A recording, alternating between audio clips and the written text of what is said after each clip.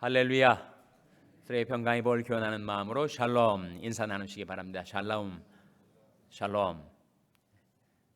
금요일 새벽 기도에 잘 나오셨습니다. 오늘 금요일은 우리 금요 제자 훈련의 마지막 시간 8주 코스의 8번째 시간이 오늘 있게 되겠습니다. 저녁 7시 반에 제자 훈련 마지막 시간이 시작되겠고, 우리 자녀들이 아와나 프로그램 그리고 중고등부 금요 모임이 오늘 저녁에 있습니다. 아와나는 7시, 또 중고등부 모임은 7시 반에 있는데 자녀들과 함께 나오셔서 하나님 말씀을 배우시기 바랍니다. 오늘 본 말씀해 보시면 초대 예루살렘교회, 초대교회로 돌아가자. 초대교회가 가장 건전했던 교회, 성령 충만한 교회, 그리고 부흥하는 교회였지만 초대교회에도 문제는 있었다라는 사실을 보여주고 있습니다. 그러니까 사람들이 모인 곳에 문제가 없을 수가 없죠. 문제가 전혀 없는 장소가 한 가지 있다고 합니다. 문제가 전혀 없는 것, 어딜까요? 공동묘지. 거기는 문제가 없습니다. 사람들이 다 죽어 있기 때문에 문제가 생길 리가 없죠. 사람들이 모인 곳에는, 살아 움직이는 생명체들이 있는 곳에는 갈등이 있고 충돌이 있고 문제가 있을 수밖에 없는 거예요. 그러니까 그 이상적인 초대교회에도 문제가 있었다. 무슨 문제가 있었는가? 1절 말씀 같이 보시겠습니다. 시작. 그때 제자가 더 많아졌는데 헬라파 유대인들이 자기 과부들이 그 매일 구제에 빠짐으로 히브리파 사람을 원망한대. 그때 제자가 더 많아졌는, 교회는 부흥하고 있어요. 교회는 양적으로 성장하고 있지만 내부적으로 문제가 생긴 겁니다. 어떤 문제가 생겼는가? 교회 안에 큰 두 파당이 있었다는 거예요. 그런 초대교회도 파당이 있었단 말인가? 있을 수밖에 없죠. 여러분, 가정에서 부부도 한 몸 일심동체라고 하는 부부 간에도 갈등이 있지 않습니까? 꼭 나만 같지는 않으니까. 남편이 아내가 꼭 나와 같기를 바라고, 아내 역시 꼭 남편이 나와 같기를 바라지만 그렇게 될 수는 없습니다.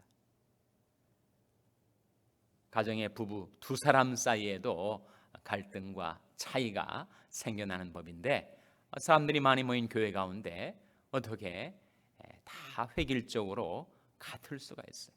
우리는 유니온, 하나됨을 지향하지 유니포머티, 획일성, 통일성을 지향하지 않습니다. 그래서 그 출신 배경이 다른 두 부류의 그룹이 있었다는 거예요. 하나는 헬라파 유대인, 다른 하나는 뭐예요? 뭐라고 했습니까? 히브리파 유대인. 유대인은 유대인인데 그 배경이 헬라파 유대인, 그러니까 지중해 연안에 흩어져 살던 디아스포라 유대인을 말합니다. 그들이 프라이머리 랭귀지, 1차 언어는 헬라어였단 말이에요. 그러니까 그 언어와 문화, 전통과 그 출신지가 헬라파 유대인들은 그 히브리파 유대인들과 달랐어요. 반면에 히브리파 유대인들은 어떤 사람들인가? 팔레스타인 땅에 태어나서 거기서 성장하고 히브리어를 프라이머리 랭귀지 제1차 언어로 사용하고 또 그 전통, 그 문화 속에서 성장해 온 사람들. 그러니까 차이가 있을 수밖에 없겠죠. 사고방식, 가치관, 심지어 한 예수 그리스도를 믿으면서도 그들이 가치 체계가 달랐으니 거기서 빚어지는 갈등이 있을 수밖에 없었던 거죠. 근데 거기에서 실제로 생겨난 문제는 무엇인가? 그것은 헬라파 유대인들보다는 히브리파 유대인들이 많았기 때문에 히브리파 유대인들이 자기들에게 주어진 권한을 행사할 때 공정하게 안 한 겁니다. 그러니까 자기들 가까운 사람들한테 더 많은 교회의 혜택을 주게 되었던 것이죠. 그러니까 구제하는 일이 있었는데 구제할 때 과부들이 그 대상이 되었는데 자기들 쪽 과부들에게 더 많은 유익이 돌아가게 한 겁니다. 그러니까 공정치 못하다, 노페어하다라고 생각했던 이 헬라파 유대인들이 히브리파 유대인들을 원망하기 시작한 겁니다. 이 교회에서 원망이 생기면 교회는 어려워지는 거죠. 교회 생활이 늘 감사하고 기쁘고 행복해야지 교회에 들어와서 짜증이 나고 불평이 생기고 누군가를 원망하기 시작하면 교회의 분위기는 금세 바뀌게 됩니다. 그래서 이렇게 성령 충만하고 부흥 가도에 계속 뻗어나가던 이 초대 예루살렘 교회에 갑자기 먹구름이 생기는 거예요. 교인들 사이에 갈등이 생기고 누가 누구를 원망하게 되니 교회 분위기가 어떻게 되겠습니까? 바로 그런 상황을 1절이 보여주고 있습니다. 그때 제자가 더 많아졌는데 헬라파 유대인들이 자기 과부들이 그 매일 구제에 빠진다는 건 낙오된다는 거예요. 누락이 된다는 거예요. 구제를 받아야 될 사람들이 자꾸 구제를 받지 못하고 그리고 누락이 되는 일이 벌어지니까 히브리파 사람들을 원망하게 된 것입니다. 이 문제가 생겼을 때 문제의 해결이 중요할 텐데 과연 초대교회 리더십은 그 발생한 교회의 문제를 어떻게 해결해 나갔는가? 2절 말씀 같이 보겠습니다. 시작. 12사도가 모든 제자를 불러 이르되 우리가 하나님의 말씀을 제쳐놓고 공계를 일삼는 것이 마땅치 아니하니. 먼저 진단을 했는데 그 진단은 우선순위가 잘못됐다 하는 거죠. 하나님의 말씀은 제쳐놓고 누가 더 많은 혜택을 보는가 거기에 관심이 쏠리고 있다는 것은 교회가 건강성을 상실하게 되는 거란 말입니다. 우선순위가 잘못됐으니 문제가 생겨날 수밖에 없는 거죠.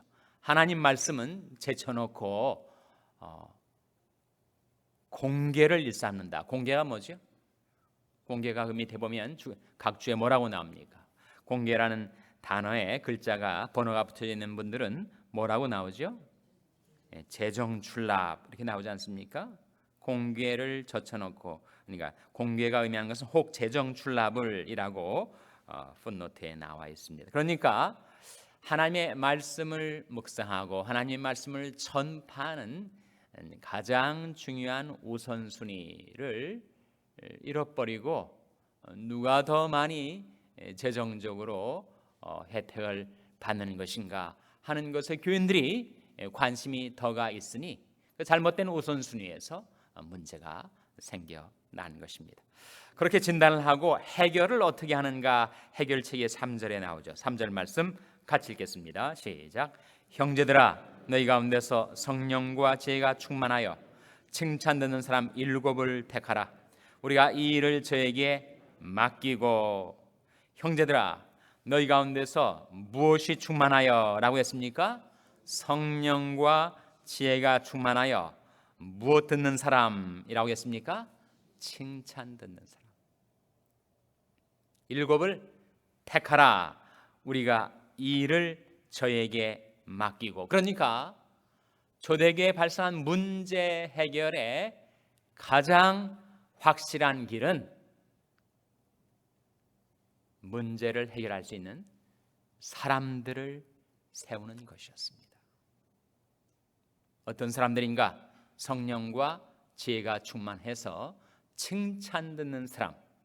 그 사람들을 세워서 그 문제를 해결하게 했더니 그 문제가 해결되고 문제가 해결되니 초대 예루살렘교회에 더 놀라운 부흥의 역사가 일어나게 되었다는 거죠.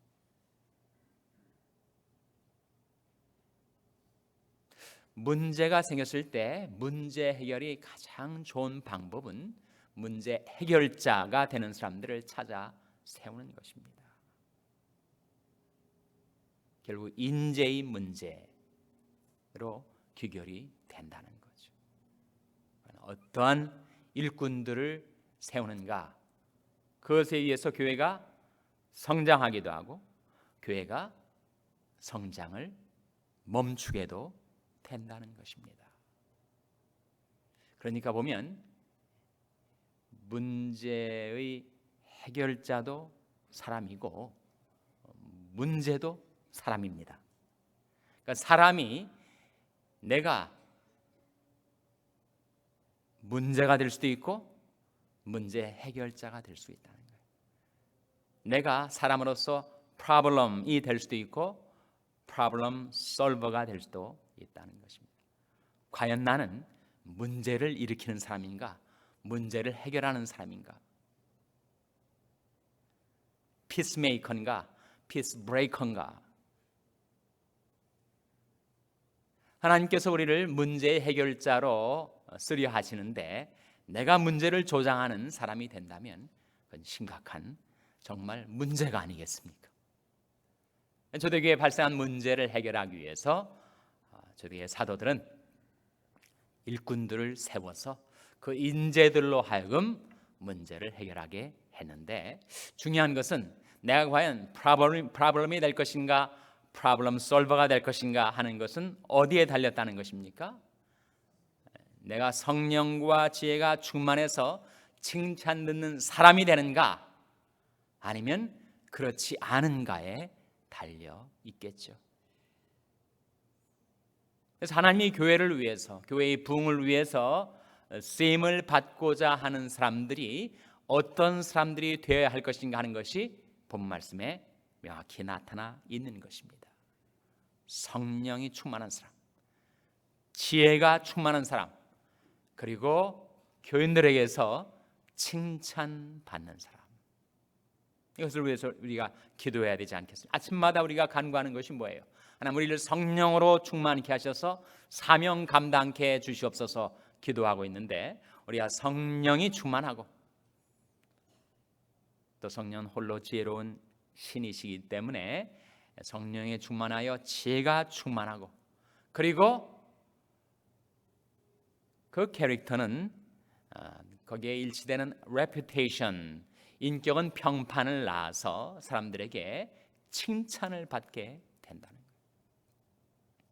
그래서 여러분이 교회의 지도자들로 리더들로 쓰임을 받기를 원한다면 내가 어떤 사람이 되어야 할 것인가 하는 것이 오늘 본 말씀에 나와 있습니다. 성령에 충만하고 지혜가 충만하고 사람들에게 칭찬을 받는 사람. 과연 교인들은 어떤 사람을 칭찬할까요? 권위가 있는 사람, 사람들을 보면 카리스마가 있어가지고 위압감을 느끼게 하는 사람, 그 사람 앞에 서면 주눅이 드는 사람, 그런 사람을 칭찬하겠습니까? 결코 그럴 리가 없죠. 그래서 교회의 리더, 지도자들로서 하나님의 교회의 부흥과 발전을 위해서 기여하고자 하는 사람은 이런 사람이 되어야 한다. 바로 베드로전서 5장 2절 3절 말씀입니다. 한번 펴보시기 바랍니다. 베드로전서 5장 2절 3절 말씀은 교회의 한 리더가 후임 리더들에게 이르는 말씀입니다. 그러니까 장로가 선임 장로가 후임 장로들에게 당부하는 말씀이 베드로전서 5장 2절 3절에 나타나죠. 베드로전서 5장은 신약성경 382면입니다. 신약성경 382면 베드로전서 5장 2절 3절 말씀. 그 2절 3절을 지금 누가 말을 하고 있는가? 누가 말하고 있는 거죠? 베드로가 말하고 있지 않습니까? 베드로는 사도지만 또한 교회의 장로였어요. 베드로가 장로였는가? 1절에 나오지 않습니까? 1절에 보시면 너희 중 장로들에게 권하노니 나는 함께 장로된 자요 그리스도의 고난의 증인이요 나타날 영광에 참여할 자로라 해서 바로 선임 장로인 베드로 장로가 후임 장로들에게 당부하는 말씀이 2절 3절에 나옵니다. 2절 3절 같이 읽겠습니다. 시작. 너희 중에 있는 하나님의 양무리를 치되 부득이함으로 하지 말고 오직 하나님의 뜻을 좇아 자원함으로 하며 더러운 일을 위하여 하지 말고 오직 즐거운 뜻으로 하며 맡기운 자들에게 주장하는 자세를 하지 말고 오직 양무리의 본이 되라. 세 가지 당부의 말씀. 첫째로 너 중에 있는 하나님이 양무리를 치되 부득이함으로 할 수 없이 마지못해 억지로 하지 말고 오직 하나님의 뜻을 좇아 어떻게 하라고요? 자원함으로 하라. 기쁘고 달게 나를 하나님께서 귀중히 여기셔서 이렇게 교회를 위해서 봉사하게 해주신 것이 너무 감사하다. 그래서 자원함으로 하고, 둘째로 더러운 일을 위하여 하지 말고 오직 무엇으로 하라고요? 즐거운 뜻으로 하라. 우리가 하나님의 기뻐하시는 뜻을 감당하기 위해서 교회에 봉사하는 것이 내가 일한 반대급부를 얻기 위해서 내가 일하는 것이 결코 아니죠. 셋째로 무엇입니까? 셋째가 교인들에게 칭찬을 받을 수 있는 중요한 당부의 말씀입니다. 3절 말씀, 맡기운 자들에게 주장하는 자세를 하지 말고 오직 양무리에 뭐가 되라고요? 본이 되라. 자칫 교회의 직분을 봉사직으로 깨닫지 못하고 명예직 그리고 권세직으로 오해해가지고 교인들에게 주장하는 자세를 하기 시작하면 교인들은 실망하고 상처 입고 그리고 그 리더를 결코 칭찬하지 않습니다. 그래서 맡기운 자들에게 주장하는 자세를 하지 말라. 자꾸 자기 자신의 권위를 내세우고 지시하고 명령하고 간섭하고 참견하고 그리고 그 위에 주장하는 자세를 하지 말라. 양무리의 본이 되라. 권세는 자기가 자꾸 권세를 내세운다고 사람들에게 인정과 칭찬을 받는 것이 아니고 오히려 자신은 양무리의 본이 되면서 겸손히 섬길 때 사람들이 인정과 칭찬을 쓰셔서 하나님이 그의 권세를 세워주신다는 거죠. 그럴 때 본인 자신은 성령과 지혜에 충만하게 되고 교인들로부터 칭찬을 받는 그런 리더들로 인하여 문제는 해결되고 교회는 부흥한다라는 사실을 초대 예루살렘 교회가 우리에게 가르쳐주고 있습니다. 그리고 나서 우리가 주목해야 될, 우리가 집중해야 될 탑 프라이어리티, 우리 삶의 최우선순위가 4절에 나타나 있습니다. 4절 같이 읽겠습니다. 4절 말씀 다시 사도행전 6장으로 돌아오셔서 4절 말씀 같이 읽겠습니다. 시작. 우리는 기도하는 것과 말씀 전하는 것을 전무하리라 하니. 무엇에 전무하겠다고요? 기도하는 것과 말씀 전하는 것. 전무라는 것은 전적으로 그 일에 집중하겠다, 그런 말씀이죠. 그런데 여기에 말씀 전하는 것 앞에도 번호가 붙여져 있는 성경책을 가진 분들이 계실 거예요. 저는 7번이라고 붙여져 있는데 그 해당되는 그 각주 풋노트 밑에 보시면 뭐라고 나옵니까? 헬 말씀의 봉사를, 그렇게 나오죠. 그러니까 헬, 즉 헬라어 원문에는 그 말씀 전하는 것이 어떻게 나왔느냐면 말씀의 봉사를, 그렇게 나왔다는 거예요. 그러니까 우리 삶의 최우선순위는 기도하는 것과 말씀을 봉사하는 것이란 말입니다. 말씀 봉사와 말씀 전하는 것이 어떤 차이가 있는가? 말씀의 봉사가 훨씬 더 포괄적인 개념입니다.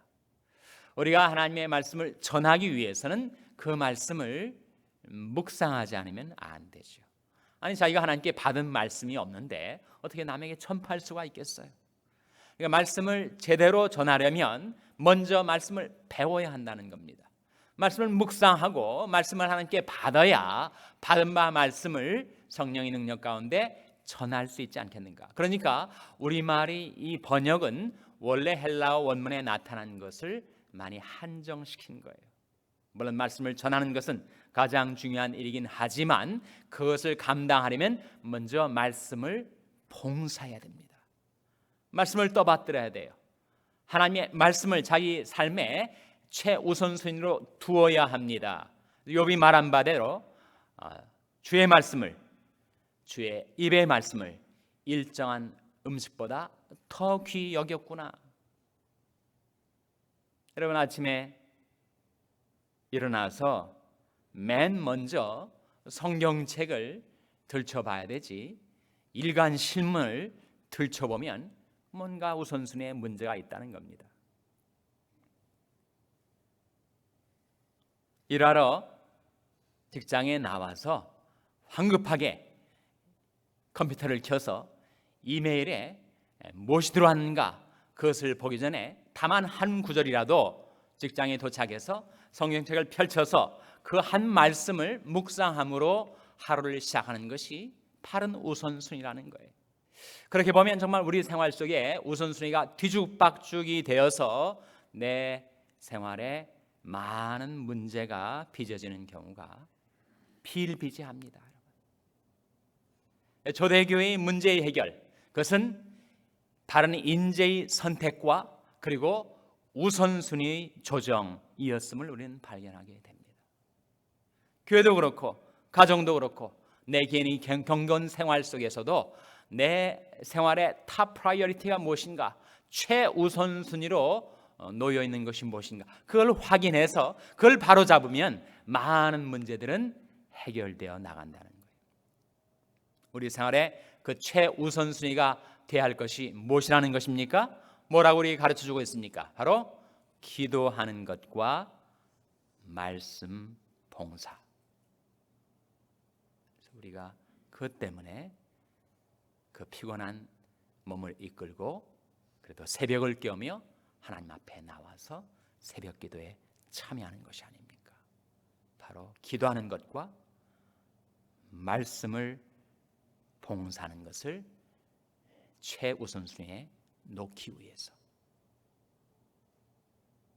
그래서 개인적으로나 비즈니스에 있어서나 가정적으로나 교회에 있어서 문제가 해결되고 부흥이 일어나는 그 길이 무엇인가? 그래서 내가 성령과 지혜가 충만해서